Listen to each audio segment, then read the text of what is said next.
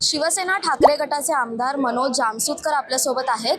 नमस्कार सर. आपण सध्या आता पाहतोय की संजय रीना पाटील यांनी पत्रकारांना शिवीगाळ केला आहे, मारहाणीची भाषा केली आहे आणि याचे पडसाद विधानसभेत देखील उमटलेले आहेत. या सगळ्या प्रकरणावर तुमची प्रतिक्रिया? असं आहे की एक गोष्ट आहे की आता मी ते काय बघितलं नाही काय झालं त्यांचं ते, त्यामुळे माहीत, पण आपण जे बोलताय त्या अनुषंगाने तुम्ही जे बोलताय ते मी ऐकतोय आणि निश्चितपणे मी बघेन त्यांनी काय स्टेटमेंट केलं आहे काय नाही केलं आहे. पण ठीक आहे, प्रत्येक गोष्टीला इथे कायदा सुव्यवस्था सांभाळायला पोलीस आणि गृह खातं आहे, तर ते त्याच्यावरती जो काय योग्य काय बाब असेल ते करतील. पण एखाद्या वाय+ सुरक्षा असणाऱ्या खासदाराने लोकशाहीचा चौथा स्तंभ असणाऱ्या म्हणजे माध्यम कर्मींनाच अशा प्रकारे शिवीगाळ करणं, या विरोधात आता कायद्याने कोणती कारवाई करायला हवी?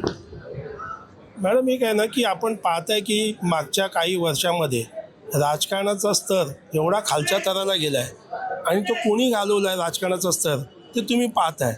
त्यामुळे जे लोक एवढा राजकारणाचा स्तर खालच्या थराला जाऊन करत आहेत आणि फोडाफोडी अमुक तमुक ज्या काही गोष्टी चाललेल्या आहेत ही देशातली जनता शांतपणे पाहते आणि त्यामुळे निश्चितच नियतीचा खेळ आहे की आपण जे बीज बोवाल तेच उगवणार आहे. त्यामुळे येणाऱ्या काळामध्ये याच गोष्टी होणार आहेत सगळे. गेल्याच आठवड्यात ठाकरे गटाचे 6 खासदार फुटले आणि ते शिवसेना शिंदे गटामध्ये गेले आणि काल महाविकास आघाडीची बैठक पार पडली. या बैठकीला 23 आमदार अनुपस्थितीत होते. तर या आमदारांच्या न येण्याने कुठेतरी महाविकास आघाडीमध्ये एक घबराहट निर्माण झाली आहे. तसं काय नाही आहे. प्रत्येक आता आपण बघताय की आज पण सभागृहात उपस्थिती एवढी कमी आहे की वीकेंड आहे, लोक आपापल्या मतदारसंघ सोडून एवढ्या दिवसापासून इथे विधानसभेमध्ये कामकाजासाठी आलेले आहेत. त्यामुळे विधानसभेतले पण रहिवाशांचे नागरिकांचे प्रश्न समस्या सोडवणं, तिथल्या प्रशासकीय अधिकाऱ्यांना भेटणं, त्या लोकल समस्या सोडवणं यालाही प्राधान्य दिलं पाहिजे. म्हणून बरेचसे आमदार काल रात्रीपासूनच सगळे आपापल्या विधानसभेमध्ये गेलेत.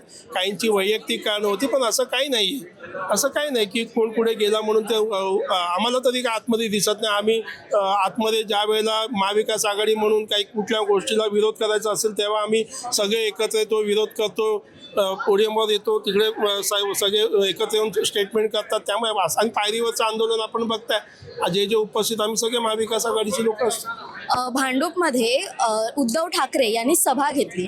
6 खासदार फुटल्यानंतर ही सभा घेण्यात आली. सत्ताधाऱ्यांचं असं म्हणणं आहे की हे उशिरा आलेलं शहाणपण आहे किंवा अनेकांकडून अशीच टीका केली जाते. यावर तुम्ही काय म्हणता? बघा, विरोधक हे नेहमी विरोधकांचं बोलण्याचं काम करतील, पण कार्यकर्त्यांनी आग्रह केला उद्धव साहेबांना की साहेब तुम्ही एक वेळ या इथे, आणि त्या अनुषंगाने उद्धव साहेब गेले कार्यकर्त्यांशी संवाद साधायला. ते बाकी काय नाही त्याच्यामध्ये. आपणासोबत होते ठाकरे गटाचे आमदार मनोज जामसुदकर. मी संचारी आकरकर, टाइम महाराष्ट्र, मुंबई.